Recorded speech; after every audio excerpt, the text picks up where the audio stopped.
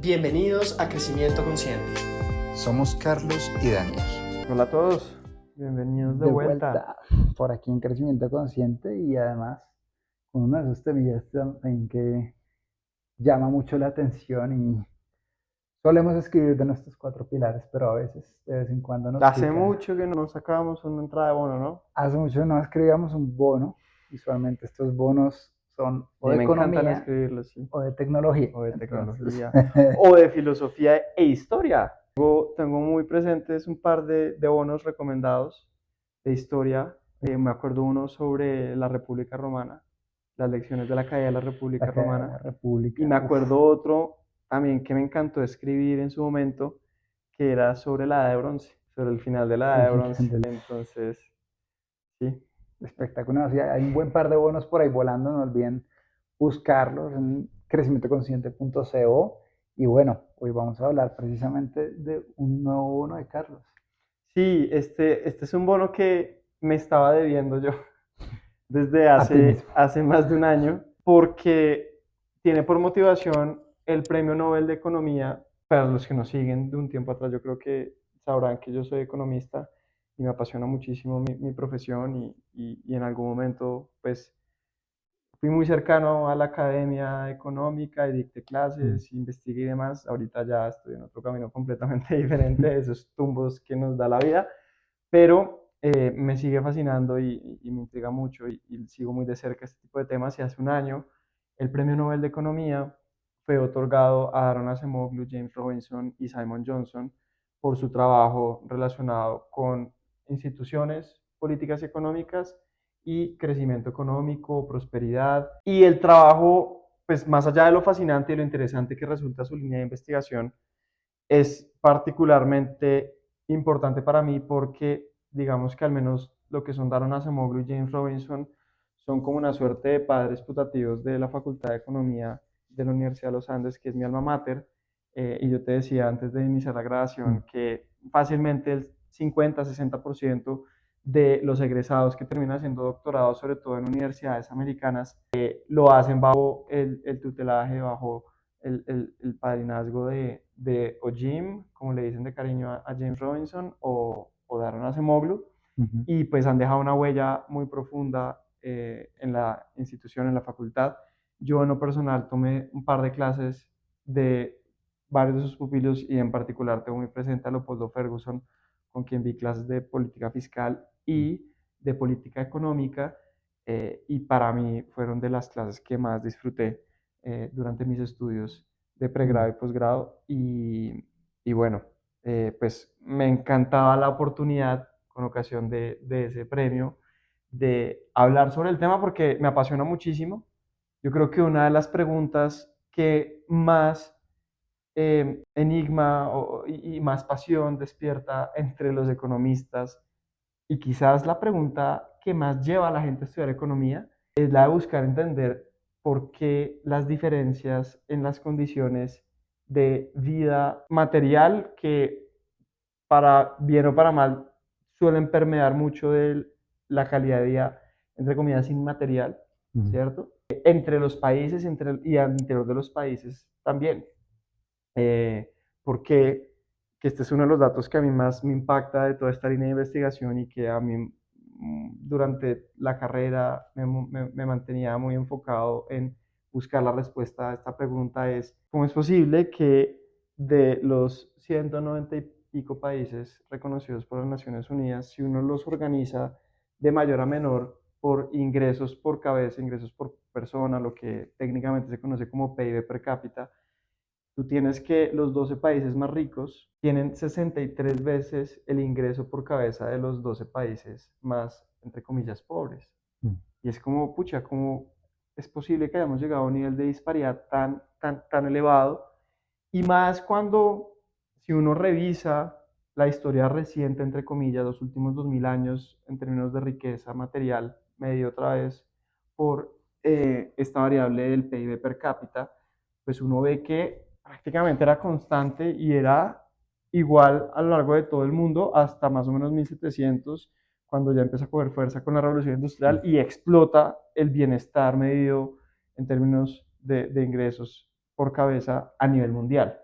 pero evidentemente en algunos países más que en otros. Entonces buscar la respuesta a esa pregunta de, hey, ¿qué es lo que explica, cuál es el motor de la prosperidad, dónde está esa receta secreta o no, para explicar por qué hay países como los latinoamericanos que les ha ido bien, pero no tan bien como a los nórdicos o como a Estados Unidos o como a Reino Unido o como a Alemania, qué sé yo, ¿cierto? Pero porque aún así nos va mejor que a Sudán, que a Etiopía, que a algunos países del Medio Oriente, etcétera, etcétera.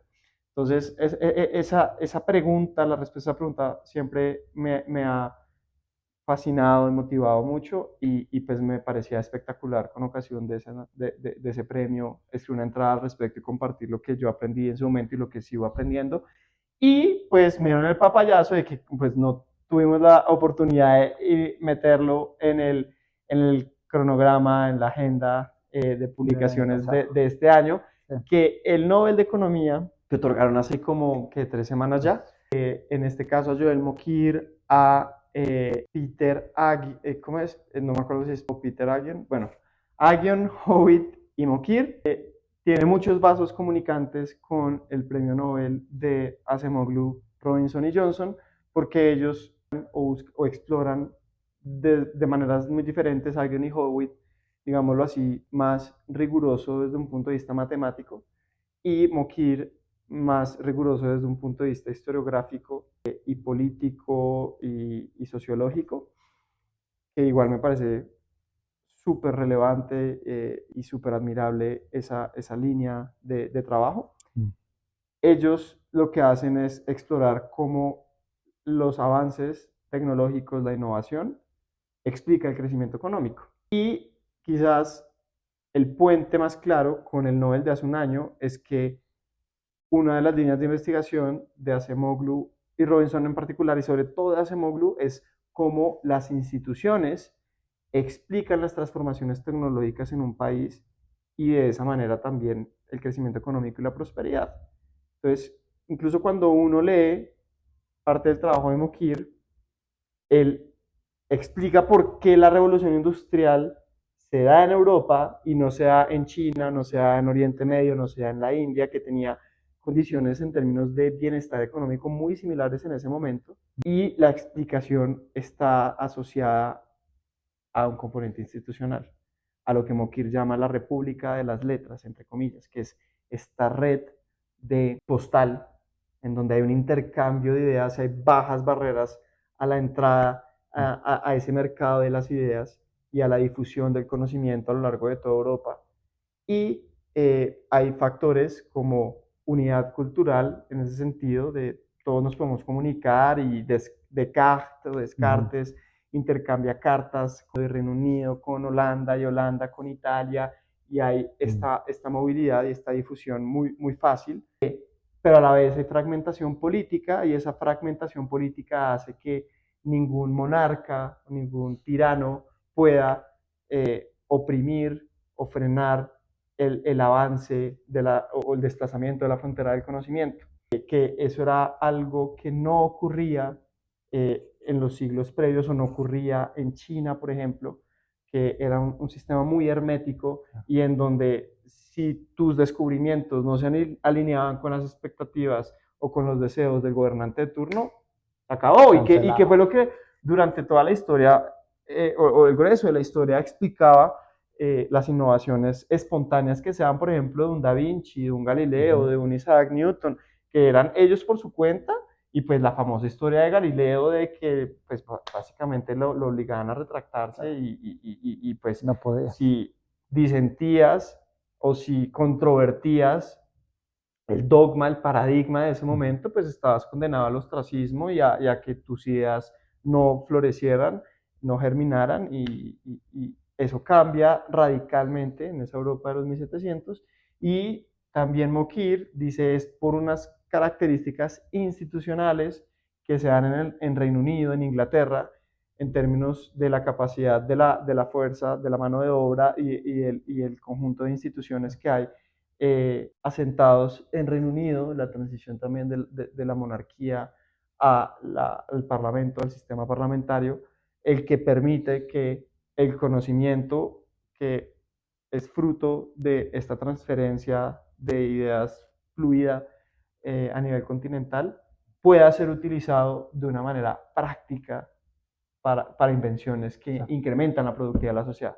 Entonces, nada, ahí se atan muchos cabos y todo para conectarlo, que yo también te lo decía antes de iniciar la grabación de este video, con lo que para mí tiene que ser el foco en este momento y por qué, a ver, perdón la digresión, pero cuando hablamos de premios Nobel de premios Nobel en general, que esta es la época en la que se habla de premios Nobel, hay como un ranking de reputación del premio, o sea, qué tanto si la categoría del premio refleja como un mérito y no como un statement de los jurados. Y para pues, la gente que sigue estos temas, digamos que es evidente que el Premio Nobel de Paz, por ejemplo, es el que está más abajo en el ranking y que más que reconocer o que ser otorgado por mérito y por la contribución que tú has hecho, busca enviar un mensaje, ¿cierto?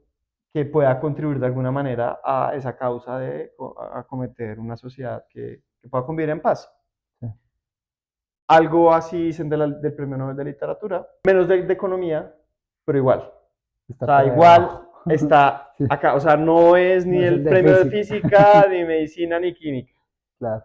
Entonces, el premio Nobel de Economía, pues también tiene su componente político, su mensaje entre líneas. Y yo siento que estos últimos dos Nobel han buscado enviar el mensaje de, oiga, acuérdense que ese bastón de hockey que es nuestro desarrollo económico, nuestra prosperidad económica con la medida que uno quiera utilizar, porque es que es indistinto de la medida que uno quiera utilizar, está íntimamente relacionada a esas instituciones que hoy se sienten tan frágiles y tan cuestionadas, especialmente en Occidente. Es ese recordatorio y para mí ese es como el gran driver de esta entrada.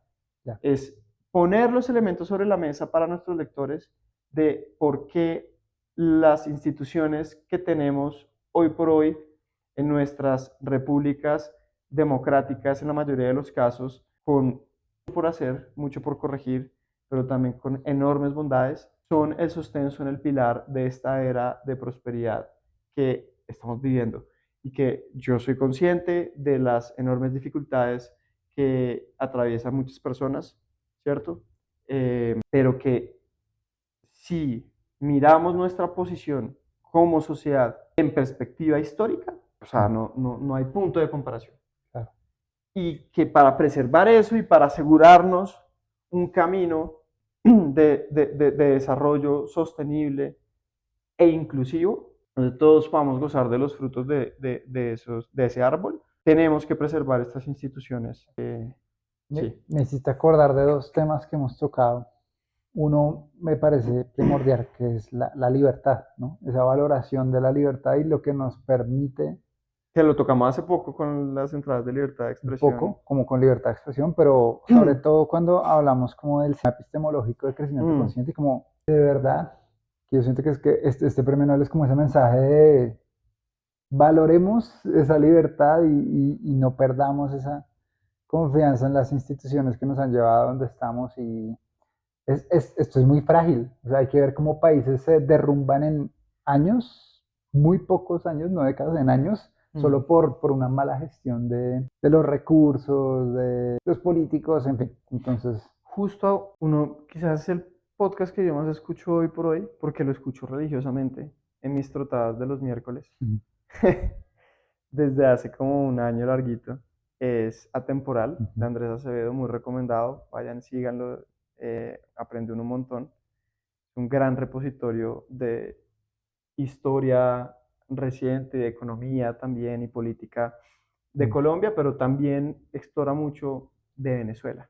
Y justo ayer el podcast era con un sociólogo, si no estoy mal, que ha escrito muchos libros sobre el fenómeno Chávez en Venezuela, que se llama Tulio Hernández, y explicaba cómo el éxito del chavismo, que luego llevó al fracaso económico, entre comillas, o el colapso económico y social de Venezuela, porque hoy miraba justo una gráfica por pura coincidencia en donde comparaban las sendas de Polonia y la senda de Venezuela en términos de PIB per cápita, a inicios de los 70 Venezuela estaba por encima de Polonia, como casi que lo doblaba, y Polonia adopta las instituciones republicanas, democráticas y capitalistas de Occidente, explosión de crecimiento, Venezuela se estanca en los 80s, adopta el chavismo y se desploma hacia finales de la primera década de los 2000 y pues ya todos sabemos el estado actual de la sociedad.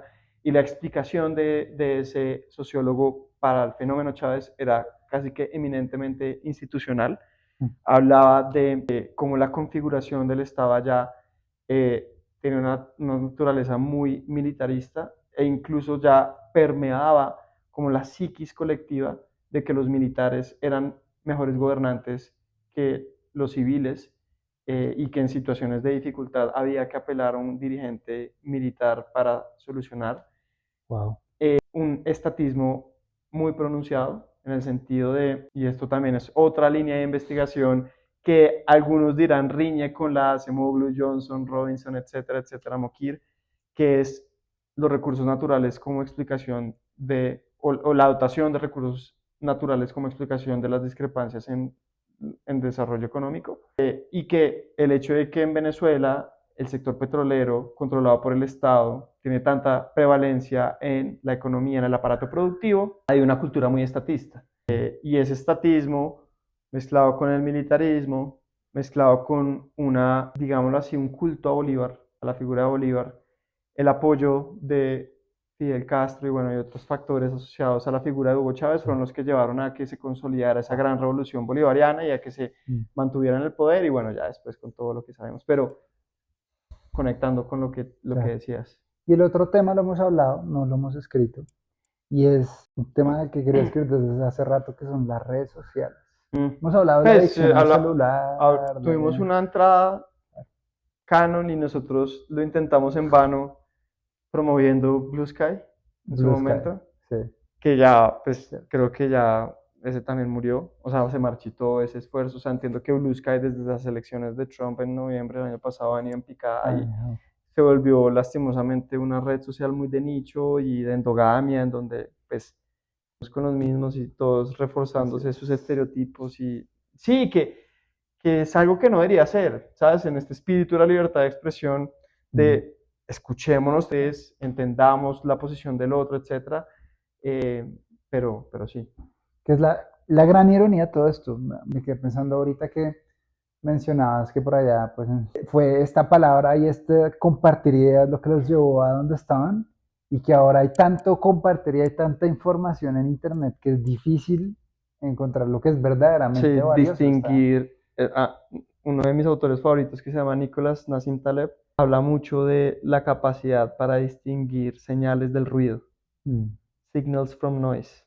En todos los contextos, mercados financieros, noticias, etcétera, tú no sabes ya qué señal y qué es ruido por esta saturación sensorial a la que nos enfrentamos todos los días. Esta sobreestimulación y es la ironía de todo esto, que hoy en día estamos conectados, todo el mundo está interconectado, ya no se ve ese flujo de ideas porque estamos llenos de lo que llaman en internet el brain rot. Ahora todo es pura basura, memes, chistes y se perdió también ese factor de innovación. Me parecería interesante también escribir un poco de eso y puedo traer varios gráficos y desarrollo como de lo que ha implicado en depresión y todo el desarrollo de las redes sociales y la ironía de esto, ¿no? Sobre comunicación que no nos ha llevado a sobre innovación. Sí, de acuerdo. Y yo creo que también este trabajo de Mokir, Aghion y Howitt manda la señal de, oiga, ahorita que estamos al parecer a puertas de una nueva revolución tecnológica asociada con la inteligencia artificial, no olvidemos cómo operan estos mecanismos de innovación, desarrollo tecnológico y prosperidad y seamos muy cuidadosos de cómo estructuramos esa arquitectura, esos andamiajes para que todos nos beneficiemos, porque es una preocupación recurrente que he visto en los últimos meses, incluso desde las altas esferas de Wall Street, de los que llamarían los dueños de los medios de producción y el capital, etcétera, y es, pucha, si esto no está bien diseñado desde el inicio, se viene una era de desigualdades muy pronunciadas, Se sobrepermea. de tensión social casi que imposible de controlar, que puede tener repercusiones muy fuertes. O sea, perdón si me veo a un lado muy técnico, matemático, económico, pero siento que en nuestra senda de desarrollo económico, mirándolo como en este gran marco del análisis económico histórico que hemos hablado durante estos más de 20 minutos, nos estamos enfrentando a un punto de silla.